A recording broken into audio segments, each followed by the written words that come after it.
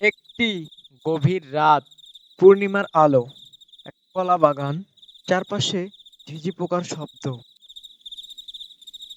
শাওন, তুই শিওর এখানে ভূত আছে?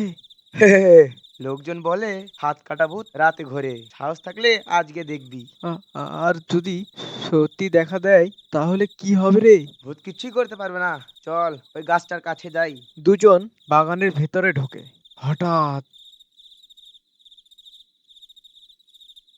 একটা কালো ছায়া বের হয়।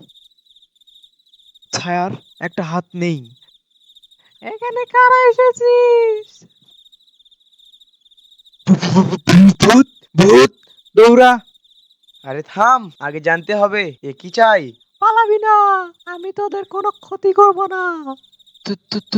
তুমি আমাদের কাছে কি কি কি চাও? আমি ছিলাম এই বাগানের রক্ষক। চোরেরা আমার হাত কেটে নিয়েছিল। আমি এখানেই বন্দি।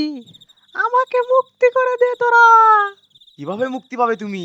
জঙ্গলের মাঝখানে একটি বড় বটগাছ আছে। সেই বটগাছের নিচে আমার অর্ধেক কাটা হাত সেখানে লুকোনো রয়েছে। সেই হাতটি এই নদীর পবিত্র জলে ফেলে দিলে আমি মুক্তি পাবো। তারা হাতটি খোঁজার জন্য ওখান থেকে গাছটির উদ্দেশ্যে রওনা দিল। ভাই, আমরা কি সত্যি ওখানে যাচ্ছি? কোনো বিপদ হবে না তো? হ্যাঁ ভাই, আমরা সত্যি ওখানে যাচ্ছি। আমাদের ভয় পেলে চলবে না। আচ্ছা ভাই, ঠিক আছে, তাহলে চলো যাওয়া যাক। তারপরে আবার তারা হাঁটতে শুরু করলো এবং অবশেষে তারা ওই গাছটির দেখা পেল। আরে ভাই, এটাই তো মনে হয় সেই গাছ। ভূত তো মনে হয় এই গাছের কথাই বলছিল।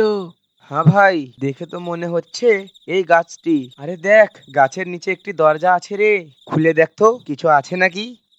আরিফ তখন গাছের নিচের দরজাটি খুলল আর দেখলো একটি হাত পড়েছিল। সে সেটিকে তুলে নিল এবং শাওনকে বলল, ভাই দেখ, হাতটি আমরা অবশেষে পেয়ে গেছি। এই হাতটি দিয়ে আমরা ভূতকে মুক্তি দিতে পারবো। হ্যাঁ ভাই, তাই তো দেখছি। তাহলে চলো এই হাড়টি নদীতে ফেলে দেই। তারপর তারা নদীর উদ্দেশ্যে রওনা দিল।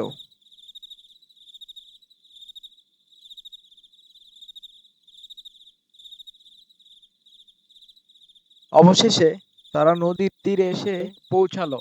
তারপর শাওন বলল, হ্যাঁ ভাই, এই তো নদীর তীরে চলে এসেছি। এখন হাড়টি নদীতে ফেলে দাও। আচ্ছা ভাই, ঠিক আছে, এই দেখো, হাতটি ফেলে দিলাম। তারা হাতটি নদীর জলে ফেলে।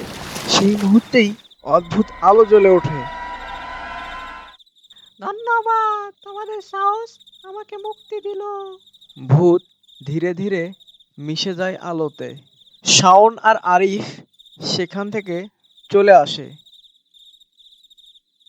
চারপাশে ভোরের আলো ফুটেছে।